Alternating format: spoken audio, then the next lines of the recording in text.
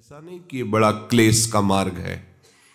जब तक अध्यात्म मार्ग अंदर प्रकाशित नहीं होता तब तक है, क्योंकि आसक्ति राग हमारा शरीर में और भोगों में है, परमानंद का अनुभव है नहीं।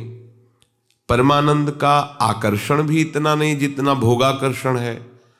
तो परमानंद के मार्ग में कृपा से चल तो दिए हैं, पर ऐसा लगता है कि सुख तो इंद्रियजन्य भोगों में ही है। और हम बहुत हर्षित होते हैं जब हमारी ज्ञानेंद्रियां किसी भी विषय का आकर्षण कराकर कर्मेंद्रियां उसमें वर्तती हैं, तो हमारा अंतःकरण हर्षित होता। आज हमने ये खाया, ये पिया, ये देखा, ये सुना, ये भोगा। यही है हमारा बंधन जो हम स्वयं स्वीकार किए हुए हैं। ये हमारे निश्चय से ही हटेगा। उपदेश सदगुरुदेव के, आचार्य के, प्रभु के और स्वीकृति हमारी स्वीकृति ही परमार्थ में हमें आगे बढ़ाएगी। अगर हम उपदेश स्वीकार न करें तो हम आगे नहीं बढ़ सकते। करुणा करके प्रभु उपदेश करते हैं, युञ्जन्नेवं सदात्मानं योगी नियत मानसः शांतिं निर्वाण परमां मत संस्थामधिगच्छति।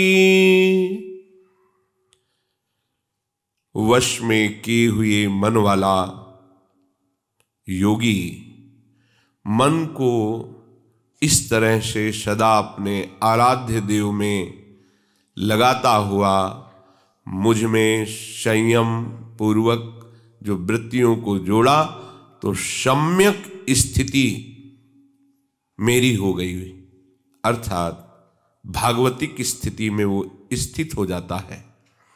उसी को निर्वाण पद मिलता है, उसी को परम शांति पद मिलता है।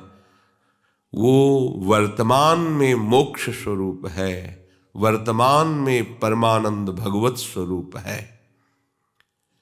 युञ्जन नेवं सदात्मानं योगी नियत मानसः। योगी जिसका निश्चय हो गया है भगवत प्राप्ति। भगवत प्राप्ति का स्वरूप द्वंद्वों को सहते हुए निरंतर भजन वृत्ति में डूबना। निरंतर, ये कठिन शब्द है निरंतर। अगर हम बहुत काल तक अभ्यास सब कुछ सहते हुए नहीं करेंगे तो निरंतर भजन नहीं चला सकते आप। और यदि बहुत काल तक आप ऐसा अभ्यास कर ले गए, दीर्घ काल निरंतर सत्कार सेवितो दृढ़ भूमि, तो आपके हृदय की भूमिका ऐसी दृढ़ हो जाएगी कि आपको भजन करना नहीं पड़ेगा। केवल भजन का आप स्वाद लीजिए, भजन चल रहा है, कैसा आनंद होता है। सच्ची मानिए, ये सब अकल नहीं लगानी पड़ती कि ये मिथ्या है, इसे त्याग दो, इसमें सुख नहीं। ये सब प्रारंभिक ककहरा की पढ़ाई होती है। जब नाम का निरंतर हृदय में स्फुरण होने लगता है, बड़ी महिमा है नाम की। हमारे हृदय में जब तक नाम के प्रति महत्व बुद्धि नहीं आ रही, तभी तक ये बात है। वज्रम पापमही भृतां भगवदोद्रेकस्य सिद्धौषधम् मिथ्या ज्ञान निशा विशाल तमस तिग्मांस बिंबोदयः क्रूर क्लेशमहीरुहा मुरुतर ज्वाला जटालह सिखी द्वारम निर्वृत्ति सद्यम नो विजयते कृष्णेति वर्णद्वयम्। ये जो प्रभु का नाम है, हरि कृष्ण, गोविंद, माधव, ये ऐसे महामहिमा में प्रभु के नाम हैं। फिर अपना ये राधा नाम तो ये स्वयं हरि जपते हैं, इसकी महिमा का क्या वर्णन करें। वज्रम पाप मही भृताम, ओहो,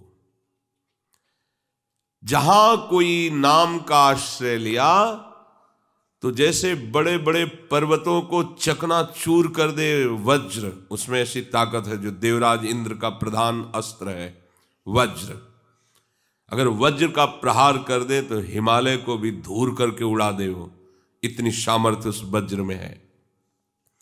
वज्रम पाप मही भृताम,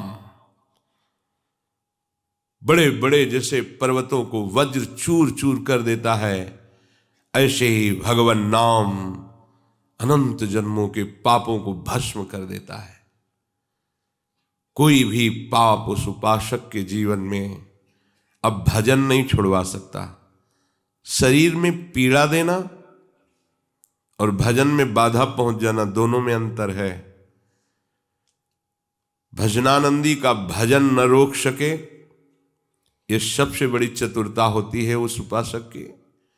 शरीर में आए हुए प्रारब्ध का इतना प्रभाव तुम मत स्वीकार करना कि तुम्हारा परमार्थ बाधित हो जाए, भजन रुक जाए। यह सामर्थ्य भजन से ही मिलती है। किसी भी पाप के प्रायश्चित के लिए और कुछ करने की जरूरत नहीं है। एकमात्र हमारे आराध्य देव का नाम जो हमें गुरुदेव ने दिया है, बस उसका सतत स्मरण। वज्रम पाप मही भृताम, बड़े बड़े पर्वतों जैसा भी पाप हो तो ये नाम उसे वज्र की तरह धूल धूसरित कर देगा, चूर चूर कर देगा। भगवद्रोद्रेकस्य सिद्धौषधम, ये संसार रोग के लिए सिद्ध औषधि है। भव रोग की सिद्ध औषधि है नाम। सर्व पापों का नाश करने में समर्थ है नाम, और भव रोग का निवारण करने के लिए सिद्ध औषधि, दूसरी औषधि की जरूरत नहीं। सिद्ध औषधम, हमारी जिह्वा में यदि नाम चल रहा है, अब हमें भवरोग की चिंता नहीं है। थोड़ा परहेज ठीक रखें, कुमार्गगामी व्यक्ति और वृत्तियों से अपने को बचाएं और निरंतर नाम का अभ्यास करें तो भव समुद्र से पार हो जाएंगे। पार क्या होना है, भव समुद्र ही सूख जाएगा। नाम लेत भव सिंधु सुखाही, करहु विचार सुजन मन माही। न नौका की जरूरत है, न तैरने की जरूरत है, नाम पुकारो, ये भव समुद्र ही सूख जाएगा। मिथ्या ज्ञान निशा विशाल तमसस तिग्मांसु बिंबोदय, ये अज्ञान रूपी रात्रि के सघन अंधकार को दूर करने के लिए बिंबोदय, ये भगवान भुवन भास्कर है नाम। ये अज्ञान के कारण ही हमें भोग प्यारे लगते हैं, अज्ञान के कारण ही शरीर प्यारा लगता है, अज्ञान के कारण ही ऊंचाई नीचाई भेद बुद्धि ये सब अज्ञान में विराजमान है। इस अज्ञान रूपी विशाल रात्रि के अंधकार का नाश करने के लिए ये भगवान सूर्य के समान है नाम। जैसे सूर्य भगवान का उदय होने के पहले ही अंधकार रात्रि का प्रभाव खत्म हो जाता है, ऐसे ही नाम का दृढ़ निश्चय करते ही ये अज्ञान अंधकार हटने लगता है। और कहीं नाम चल पड़ा, जपना और चलना इसमें अंतर है। जपते जपते जब ये मल विक्षेप आवरण का नाश हो जाता है तो नाम स्वयं चलता है। कैसे बताएं कि उन उपासकों को कैसा सुख मिलता है जिनके निरंतर नाम चलता है। पर इसमें कोई खास बात नहीं हुई है, वो आप भी कर सकते हैं, पर आप निरंतर ना पकड़ने के कारण नाम को ये बीच बीच में जो असाधन करते रहते हैं, इसलिए आपको अनुभव में नहीं आता। आप नाम जापक हैं, परमार्थ के पथिक हैं, वैष्णव हैं, भगवत आराधन में तत्परता लाने की चेष्टा करते हैं, पर आपको जो आनंद मिलना चाहिए वो नहीं मिल रहा। उसका कारण है आपका साधन के साथ साथ असाधन भी होना। ये असाधन जब तक रहेगा तब तक वो ज्ञान जो आप वर्णन करते हैं वो अज्ञान ही है, अभी आपको वास्तविक ज्ञान नहीं है। वास्तविक ज्ञान होने पर जैसे सूर्य उदय होने पर अंधकार नहीं रहता, ऐसे ज्ञान रूपी भास्कर का उदय होने पर हृदय में अज्ञान नहीं रहता। अज्ञान तिमिरांधस्य ज्ञानांजन शलाकया चक्षुरुन्मीलितं मेन तस्मै श्री गुरुवे नमः। जिन गुरुदेव के मंत्र नाम वचन के प्रभाव रूपी सूर्य से हृदय का ज्ञान रूपी तिमिर नष्ट हो जाता है, ऐसे सदगुरुदेव भगवान को नमस्कार करते हैं। मिथ्या ज्ञान निशा विशाल तमसस्तिग्मांश बिंबोधया। इस अज्ञान रूपी रात्रि के अंधकार को दूर करने के लिए भास्कर के समान समर्थ है ये नाम। हमें और कुछ साधन करने की आवश्यकता नहीं, करें तो अच्छा है। अगर नाम नहीं है और साधन चल रहा है तो शून्य है। नाम है और साधन चल रहा है तो वो 10 गुना फल देने वाला होगा। नाम अंक है।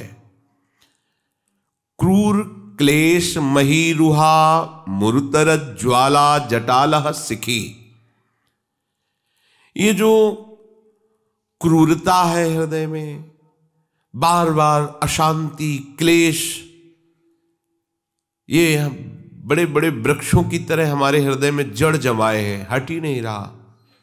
क्रूरता, अशांति, विषयों के प्रति आकर्षण जनित बार बार विक्षेप, बार बार मान अपमान निंदा स्तुति जन्म मृत्यु, इन द्वंद्वों का प्रभाव।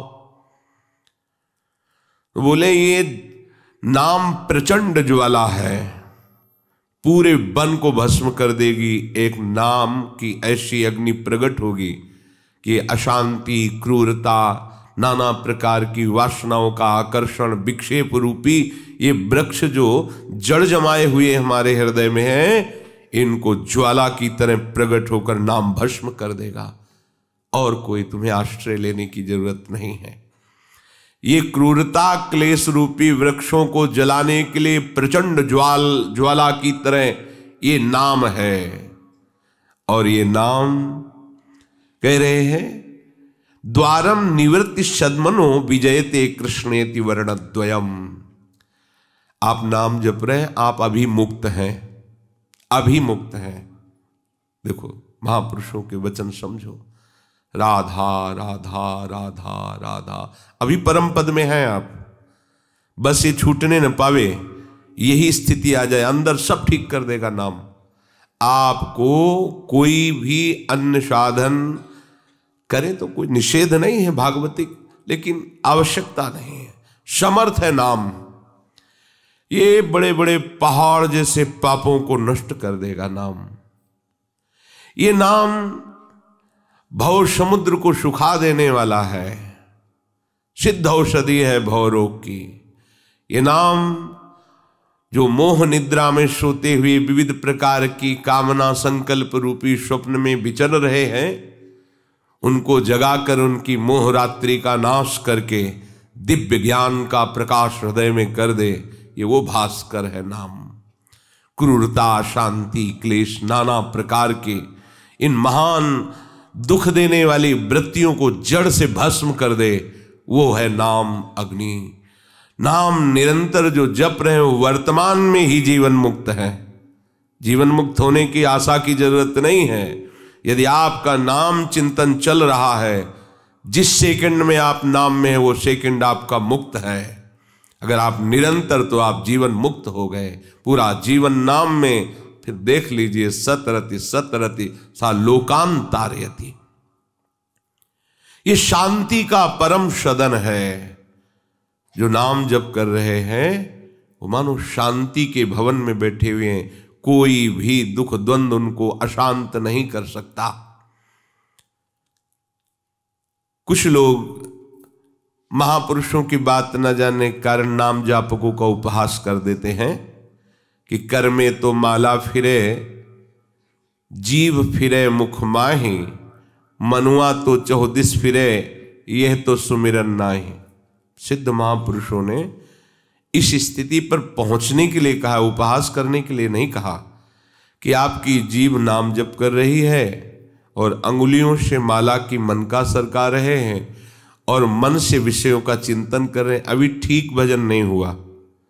इसका मतलब वो उपहास नहीं कर रहे, उसके आगे की स्थिति दर्शा रहे हैं कि एक स्थिति ऐसी है जिसमें मन वाणी एक एक वृत्ति केवल नामाकार, उसी स्थिति में फिर प्रभाव आता है कि रोम रोम में रग रग में नाम का प्रभाव हो जाता है।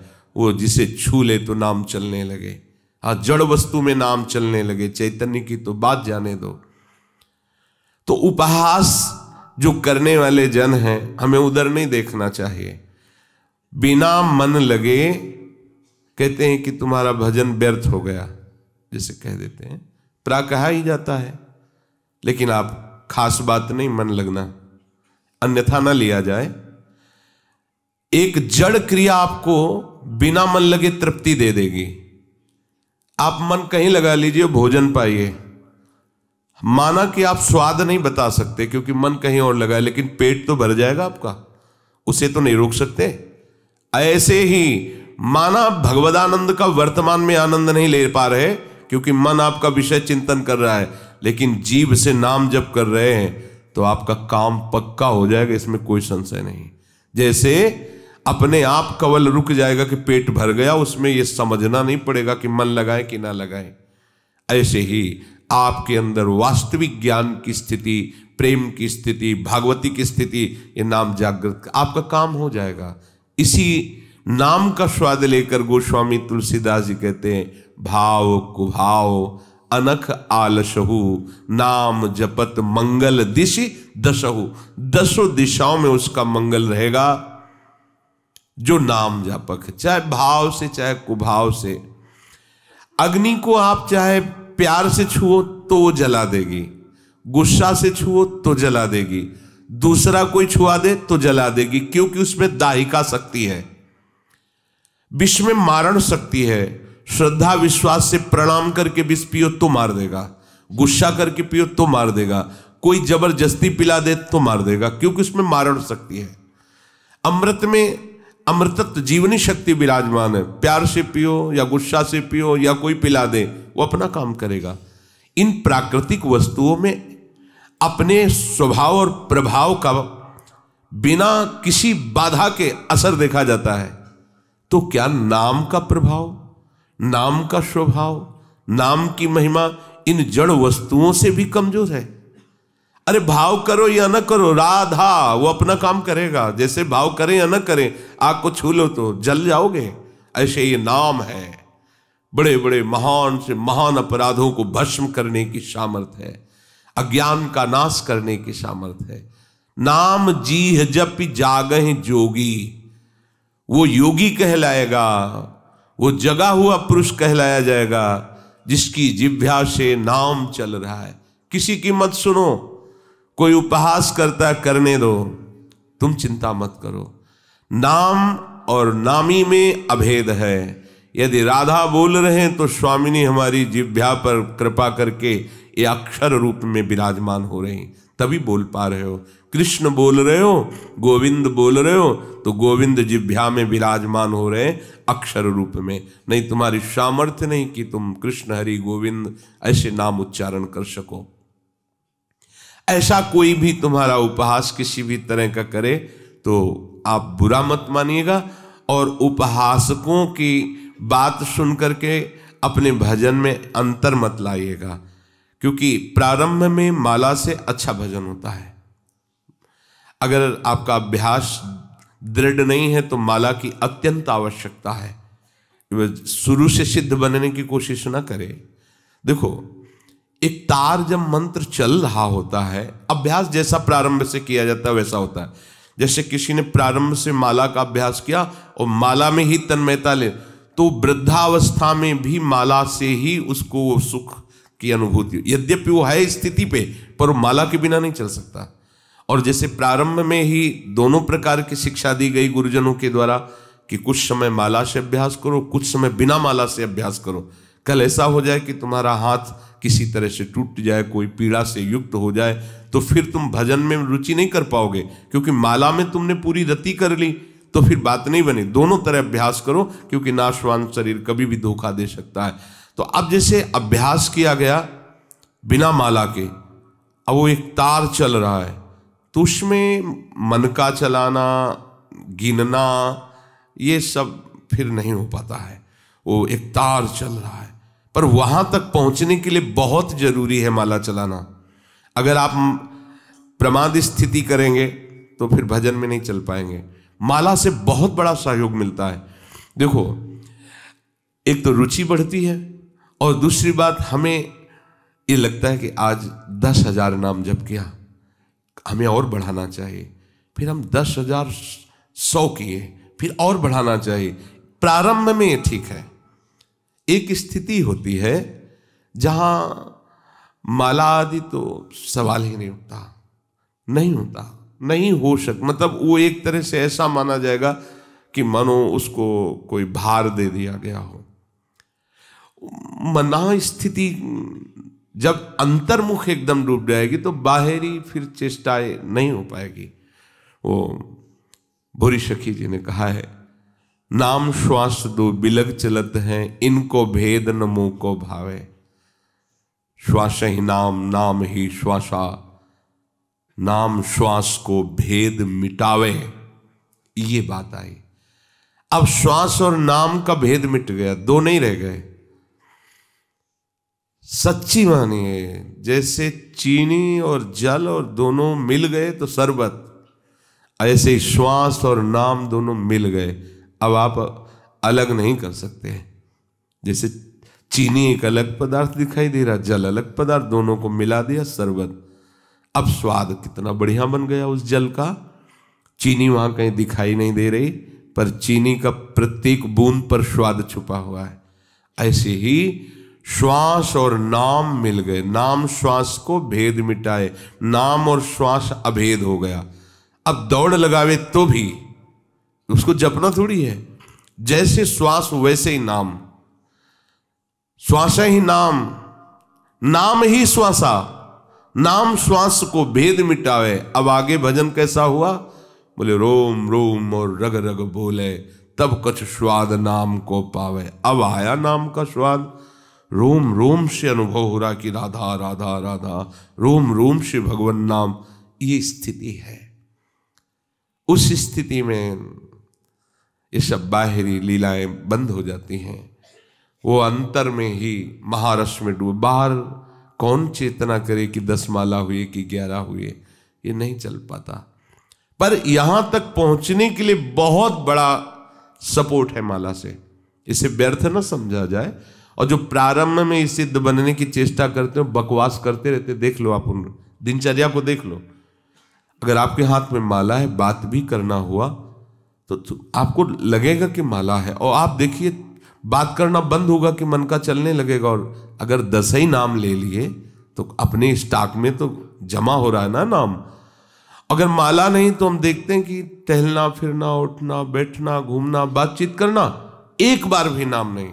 कई बार उनके अंतःकरण में झांक के देखा, बिल्कुल नाम से खाली। ये सिद्धों की स्थिति, क्या आचरण आप नहीं उतारो, आप अपनी स्थिति से चलो।